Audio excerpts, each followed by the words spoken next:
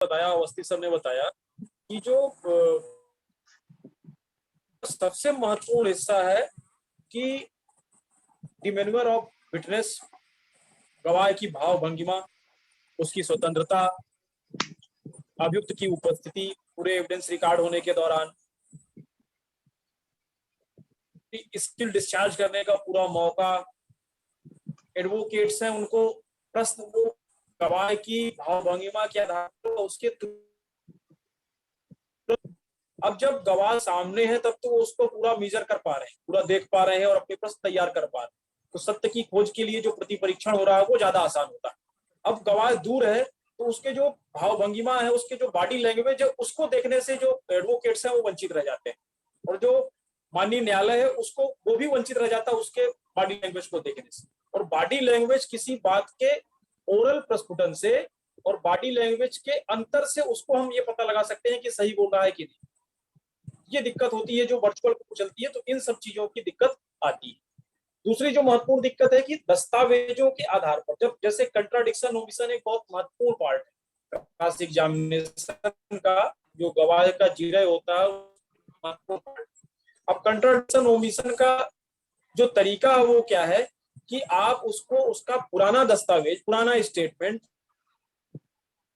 आते और उससे पूछते हैं कि ये स्टेटमेंट तुमने दिया था या नहीं दिया था। अब वो मूल स्टेटमेंट कहाँ है? कोर्ट के पास है।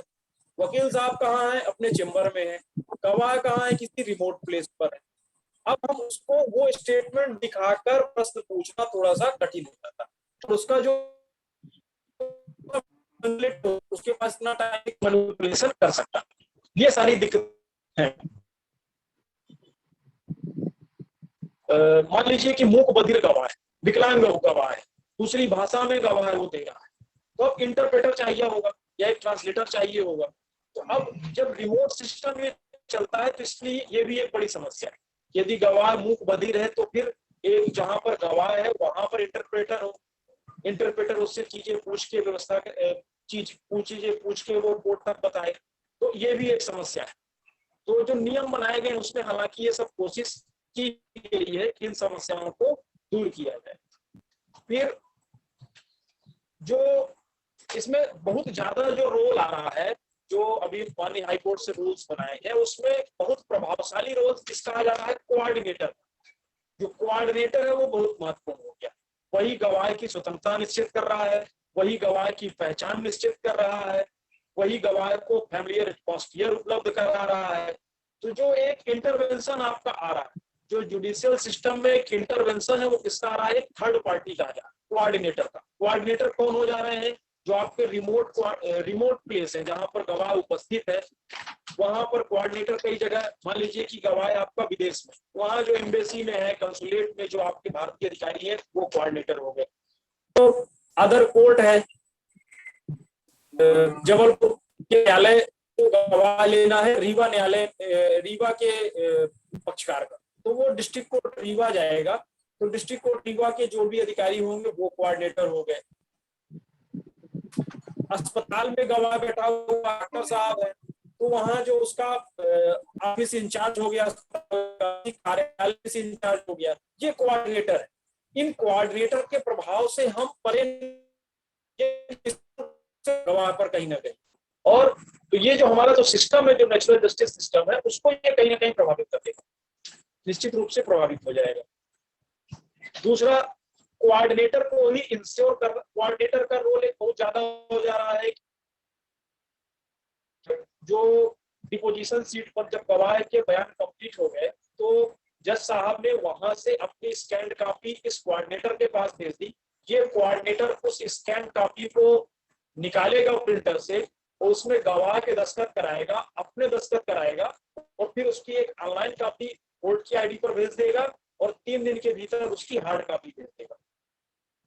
तो कोऑर्डिनेटर का इन्वॉल्वमेंट कई जगह बहुत ज्यादा होगा, और कोऑर्डिनेटर की निष्पक्षता सुनिश्चित करने के लिए हमारे पास अभी कोई मेजरमेंट नहीं है, ना उसको हमने किस व्यक्ति को कोऑर्डिनेटर बनाया जाना चाहिए, इसके लिए योग्यता के मापदंड भी निर्धारित है। या तो कोऑर्डिनेटर जिस ऑफिस पे गवाह है या विटनेस है उसके इंचार्ज को हम कोऑर्डिनेटर बना दे रहे हैं, या फिर जिसे कोर्ट डीम फिट, जिसे कोर्ट ठीक लगता है उसे बनाते हैं। कोई पैरामीटर नहीं है कि किसे कोऑर्डिनेटर बनाना है और कैसे हम मान लें कि एक निष्पक्ष रहेगा कोऑर्डिनेटर। ये एक समस्या इस पर है। फिर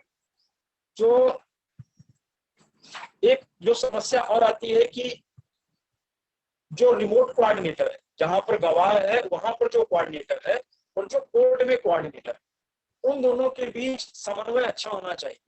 वो दोनों कार्यवाही के पूर्व ही ये तय कर लें कि जो दस्तावेज गवाह के पास पहुंचने थे वो दस्तावेज पहुंच चुके हैं, जो हमारी इंटरनेट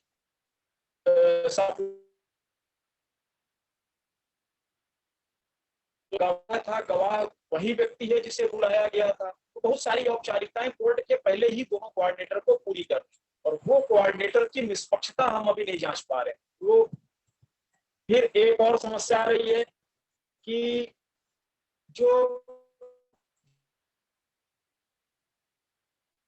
पुलिस रिमांड के लिए कानूनी अनिवार्यता यह है कि एक्यूज्ड को फर्स्ट टाइम कोर्ट के सामने पेश करना ही करना। फर्स्ट जुडिशियल रिमांड है, उस समय कोर्ट के सामने पेश करना ही करना। इन दो बिंदुओं पर भी उसकी फिजिकल प्रेजेंस जरूरी है। यहाँ पर हम वर्चुअल का सहारा नहीं ले सकते। लेकिन जो सेकंड जुडिशियल रिमांड होती है या उसके बाद की फर्दर जुडिशियल रिमांड होती है, उसके लिए हम कोर्ट वर्चुअल हियरिंग का सहारा ले सकते हैं। वहां पर हम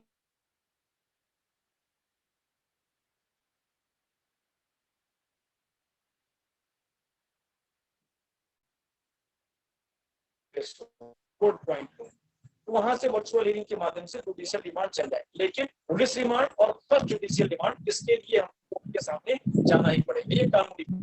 फिर कुछ और चीजें होती है। ये कन्फेशन रिकॉर्ड होगा 164 के तहत एक्यूज्ड का कन्फेशन रिकॉर्ड संस्वीकृत करता है। वो अपने जुर्म को कबूल कहते हैं, जिसके सामान वो करता है।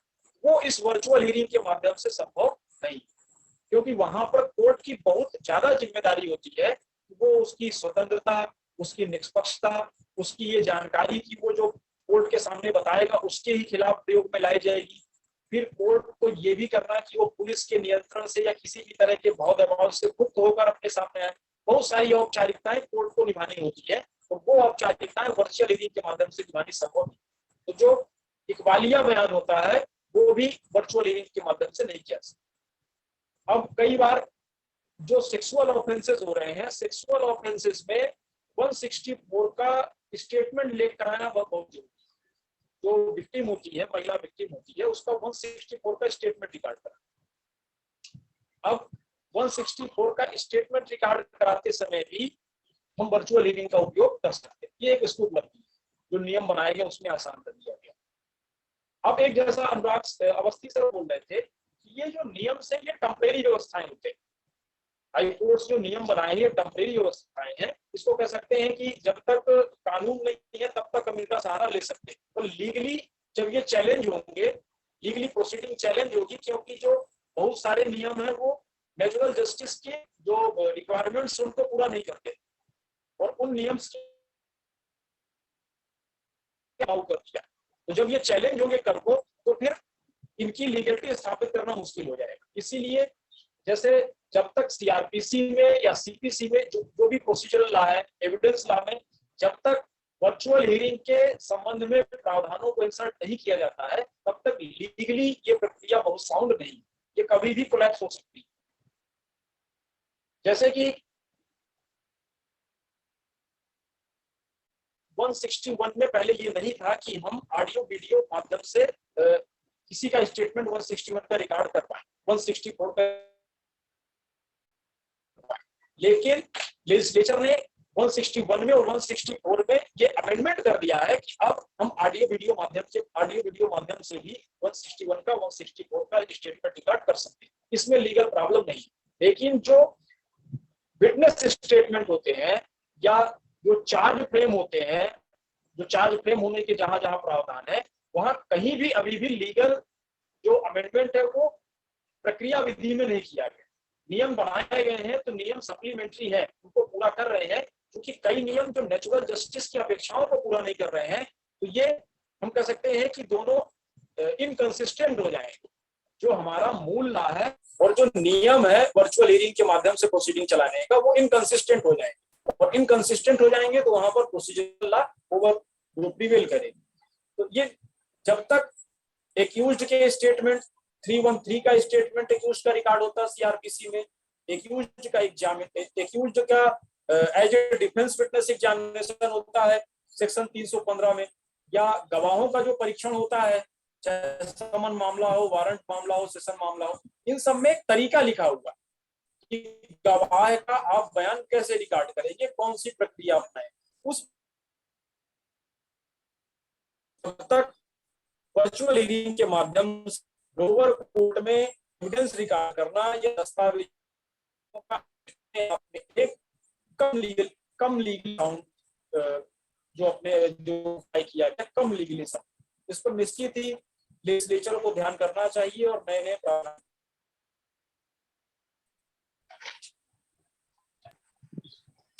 जी सचिन जी बहुत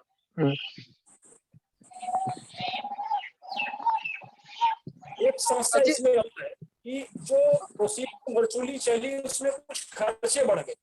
खर्चे कैसे बढ़ गए कि कोर्ट आपको रिकॉर्ड भेज रहा है, उसकी स्कैन्ड कॉपी करके प्रिंटर से निकाले जा रहे हैं, फिर उसकी स्कैन्ड कॉपी करके कोर्ट को भेजे जा रहे हैं, पोस्टल ऑर्डर से विटनेस के बयान रिकॉर्ड हुए उस पर दस्तखत किया वो भेजे जा रहे हैं। ये खर्चे बढ़ गए। आपका जो कोऑर्डिनेटर है हो गया, उसके खर्चे हो गए, जो इंफ्रास्ट्रक्चर आपको बनाना पड़ रहा है उसके खर्चे हो गए। तो ये खर्चे वहन कौन करेगा अभी ये डिसाइड नहीं। सिविल मामलों में तो जो व्यक्ति रिक्वायर करता है कि आप हम वर्चुअल हियरिंग चाहते हैं उसके ऊपर आपने इम्पोज कर दिया। क्रिमिनल मामले हैं उसमें कौन ये सारे खर्चे वहन करेगा, ये तो ये एक जो ड्रॉबैक है अभी जो वर्तमान स्थिति है वर्चुअल हियरिंग की, उसका एक बड़ा ड्रॉबैक कॉस्ट। तो ठीक है, मैं थोड़ा सा यहाँ पर सचिन जी आपको यहाँ पे रोकना चाहूंगा इस बिंदु पर, और अपन फिर वापस आएंगे। और हमारे बीच में माननीय राहुल सिंह सर हैं और गांधी सर। तो सबसे पहले मैं इस विषय में गांधी सर को इनवाइट करूंगा कि जिस प्रकार से आप लोगों ने अपना यहाँ पे पक्ष रखा कि वर्चुअल हियरिंग में काफी प्रॉब्लम्स हो रही हैं और वो सारी प्रॉब्लम्स आपने बताई, तो अब गांधी सर थोड़ा सा इसमें अपना पक्ष रखें, क्योंकि वो हमेशा ही वर्चुअल हियरिंग के फेवर में उन्होंने बैटिंग की हुई है और निश्चित तौर पे हम भी उनका समर्थन करते हैं इस बात पर। तो कैसे जो ये टेक्निकल प्रॉब्लम्स जो बता रहे हैं सचिन जी और जो अवस्थी सर ने बताया, श्रीवास्तव सर ने भी कुछ पॉइंट आउट किए सब बिंदु, तो इनको कैसे डील करेंगे आप, इसको कैसे देखते हैं गांधी सर? किस प्रकार से इसका अपन काउंटर करेंगे और क्या व्यवस्थाएं होनी चाहिए कि मतलब आपके जो वर्चुअल हियरिंग का जो कॉन्सेप्ट है हाइब्रिड वर्चुअल हियरिंग, इसको एक बल मिले और सरकार इसको लागू करे, और ये जो डिफिकल्टीज आ रही हैं इस डिफिकल्टीज को किस हद तक ये डील करेंगे, कैसे डील करेंगे? मैं इसको 2 या 3 मुद्दों में स्प्लिट कर देता हूं। और ये जो मैं सजेस्ट कर रहा हूं